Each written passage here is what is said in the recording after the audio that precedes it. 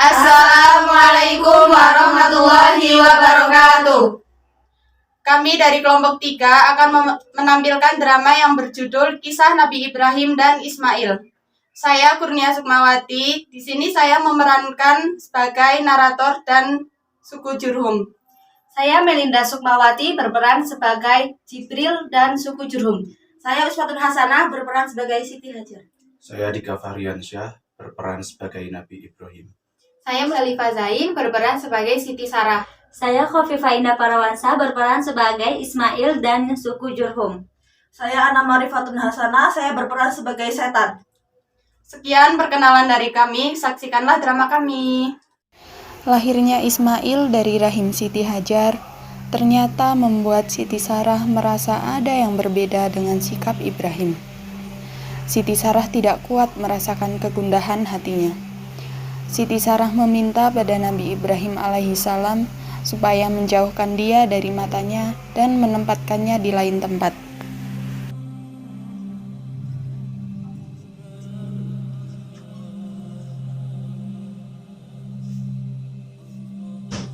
Janganlah tinggalkan saya seorang diri di tempat yang kosong ini, suamiku.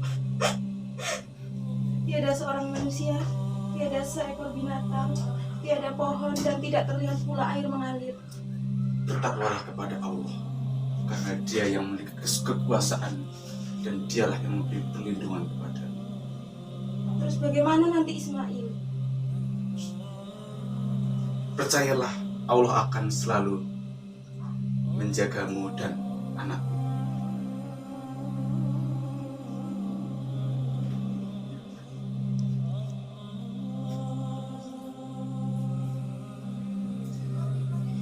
Ya Allah, lindungilah hamba-Mu dari semua mara bahaya. Selamatkanlah dia dan bahagiakanlah rumah tangganya. Waalaikumsalam suamiku.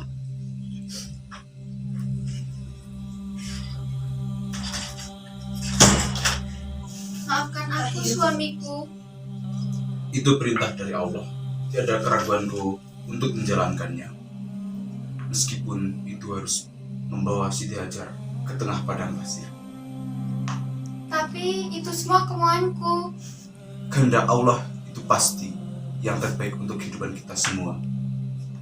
Bagaimana dengan keadaannya? Semua sudah ada yang mengatur. Hilangkan kesedihanmu. Keadaan yang menyedihkan terjadi pada Siti Hajar dan Ismail yang sudah kehabisan bekal untuk meneruskan perjuangan hidup. Sadarlah anakku, aku akan mencarikanmu makanan dan air minum. Setidaknya nanti ibu mendapatkan air minum.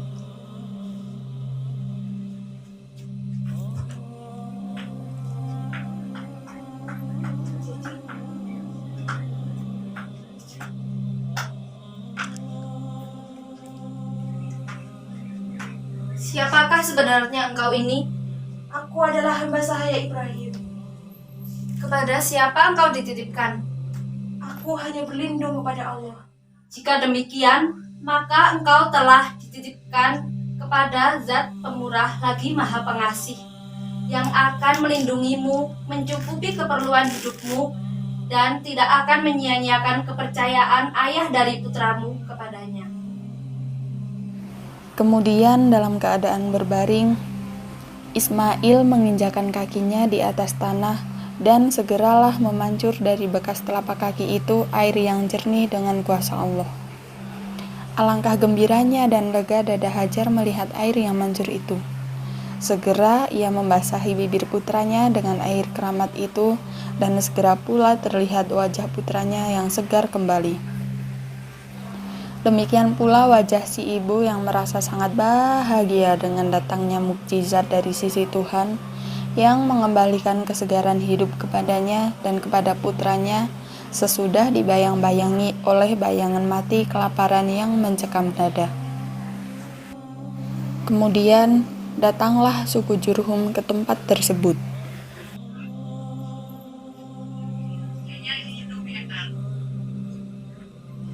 Allahu Akbar, Allahu Akbar, Allahu Akbar. Siapakah saudara-saudara ini? Kami dari suku Jurhum. Siapakah Anda? Keajaiban apa yang telah terjadi? Dari mana asal air ini? Kalian hanya berdua. Keajaiban yang luar biasa. Cukup. Apa yang sebenarnya terjadi, saudaraku? Sudah lama kami tinggal di sini. Sampai saatnya kami merasa hidup kosong, tanpa akar, pohon, ranting, dan daun. Berkat pertolongan Allah, muncullah sumber air ini. Maha suci Allah atas segala kekuasaannya. Ini bikin sendiri.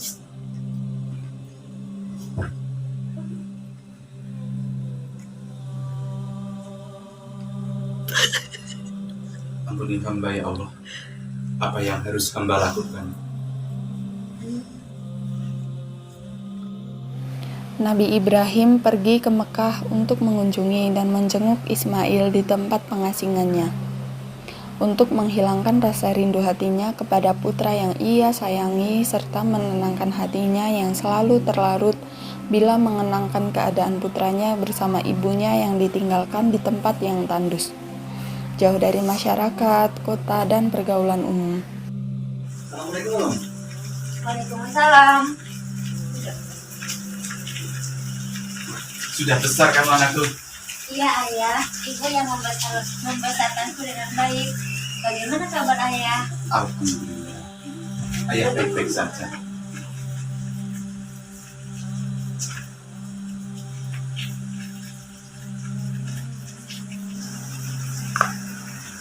Istriku, dandani anak kita dengan baju yang paling bagus. Ayah hendak mengajaknya berziarah. Baik suamiku.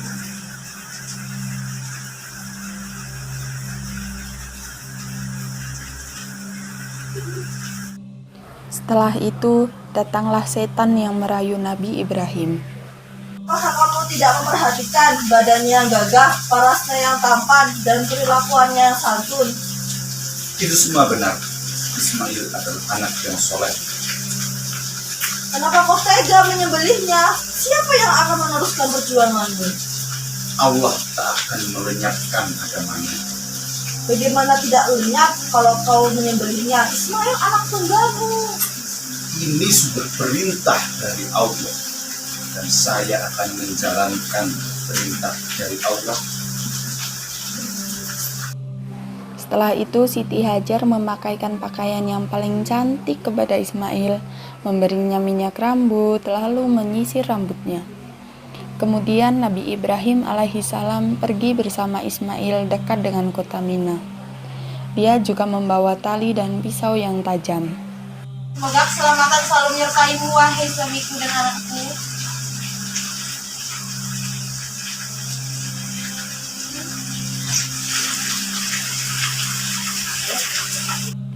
Usaha setan merayu Ibrahim ternyata gagal. Setelah itu, setan mencoba merayu Siti Hajar.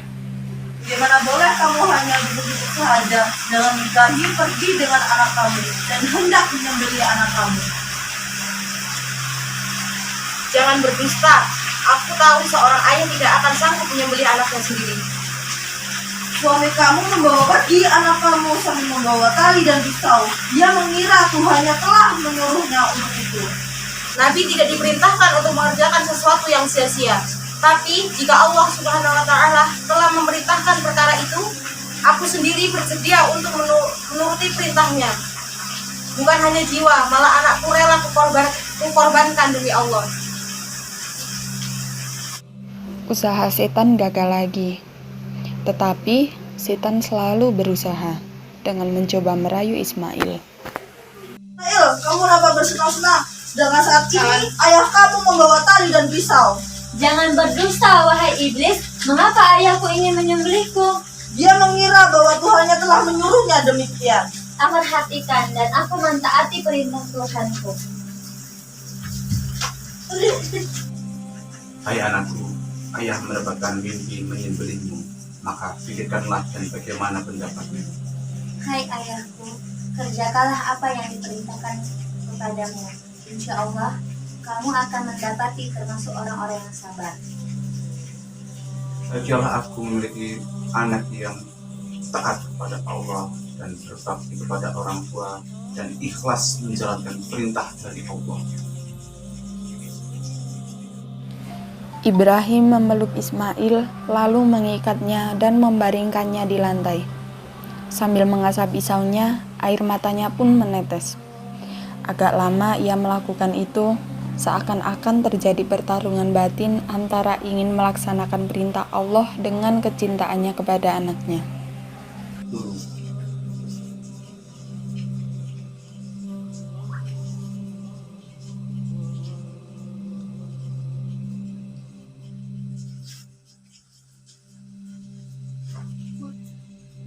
Wahai ayahku, lepaskanlah ikatan tali di tangan dan kakiku, agar Allah Subhanahu wa Ta'ala tidak memandang aku sebagai orang yang terpaksa mentaati perintah-perintahnya.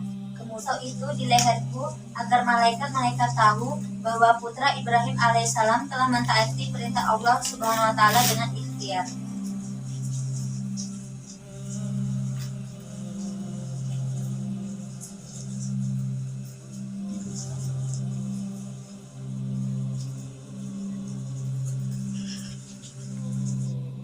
Lalu Nabi Ibrahim pun menelentangkan kedua tangan Ismail dan kedua kakinya yang tanpa ikatan serta memalingkan wajahnya ke tanah lalu menekankan pisau dengan sekuat tenaganya. Namun dengan izin Allah Subhanahu wa Ta'ala, ternyata pisau itu tidak boleh memotong leher Ismail. Pisau ini dalam belah satu menjadi dua, tapi tak dapat menggorok leher anakku. Wahai Ibrahim, engkau telah melaksanakan mimpimu. Demikianlah kami membalas kebajikanmu. Sembelihlah kambing sebagai pengganti engkau menyembelih anak. Allah telah menerima ketaatanmu. Pahala dan kebaikan akan menyertaimu. La ilaha illallah. Allahu akbar. Kemudian, sebagai tebusan ganti nyawa Ismail telah diselamatkan itu, Allah memerintahkan Nabi Ibrahim menyembelih seekor kambing yang telah tersedia di sampingnya. Dan segera pula dipotong leher kambing itu oleh beliau dengan parang yang tumpul di leher putranya Ismail itu. Dan inilah asal permulaan sunnah berkurban yang dilakukan oleh umat Islam pada setiap hari raya Idul Adha di seluruh pelosok dunia. Sekian drama dari kelompok 3. Terima kasih. Assalamualaikum warahmatullahi wabarakatuh.